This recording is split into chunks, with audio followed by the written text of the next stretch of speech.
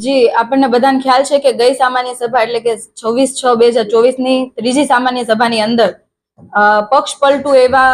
અશોકભાઈ ધામી અને કનુભાઈ ગેડિયા દ્વારા જે રીતના મારા પર ખોટા આક્ષેપો નાખવામાં આવ્યા હતા, આમ આદમી પાર્ટી સહિત અમને બદનામ કરવા માટે અને ખોટી રીતના રાજકીય કારકિર્દી અમારી પૂરી થાય અથવા બદનામ થાય એના માટેના જે ખોટા આક્ષેપો નાખ્યા છે એના વિરોધની અંદર અમે કોર્ટમાં જઈને અમે ફરિયાદ દાખલ કરી છે, જે ભારતીય ન્યાય સંહિતા મુજબ કલમ 500 મુજબ બદનક્ષીની ફોજદારી ફરિયાદ કિરીટભાઈ પાનવાલા અને અજયભાઈ વેલાવાલા હસ્તક સુરતના જ્યુડિશિયલ મેજિસ્ટ્રેટ ફર્સ્ટ ક્લાસની ત્રીજી કોર્ટમાં ફરિયાદ દાખલ થઈ છે। એમના દ્વારા જે આક્ષેપો કરવામાં આવ્યા હતા એ મતલબ 27 લાખની માંગણી કરેલી હતી, 11 લાખ ટોકન પેટે આપેલા હતા અને પાછા આપવા પડ્યા વગેરેની જે